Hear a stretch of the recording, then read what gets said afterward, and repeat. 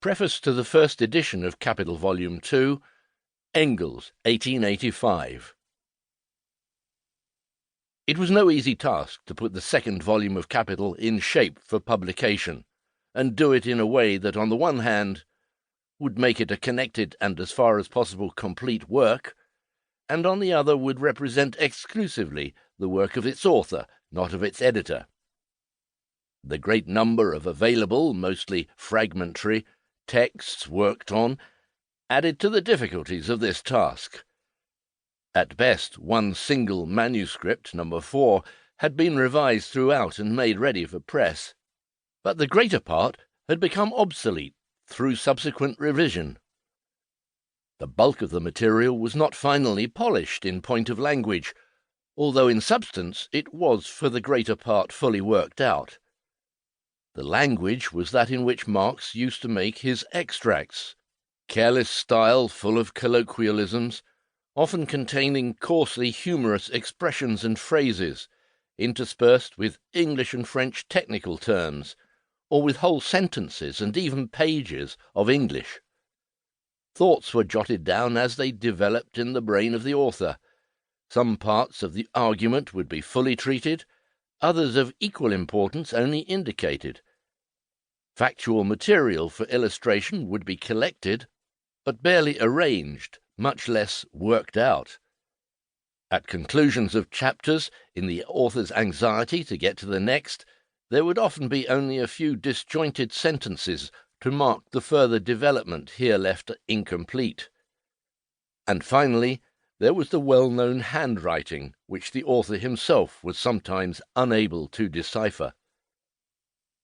I have contented myself with reproducing these manuscripts as literally as possible, changing the style only in places where Marx would have changed it himself, and interpolating explanatory sentences or connecting statements only where this was absolutely necessary, and where, besides, the meaning was clear beyond any doubt.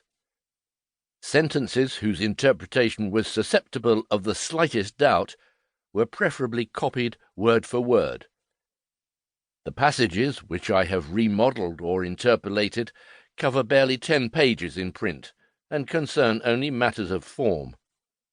The mere enumeration of the manuscript material left by Marx for Volume 2 proves the unparalleled conscientiousness and strict self-criticism with which he endeavoured to elaborate his great economic discoveries to the point of utmost completion before he published them. This self-criticism rarely permitted him to adapt his presentation of the subject, in content as well as in form, to his ever-widening horizon, the result of incessant study. This material consists of the following. First, a manuscript entitled Zur Kritik der politischen Ökonomie, containing 1,472 quarto pages in 23 notebooks, written in August 1861 to June 1863. It is the continuation of a work of the same title, the first part of which appeared in Berlin in 1859.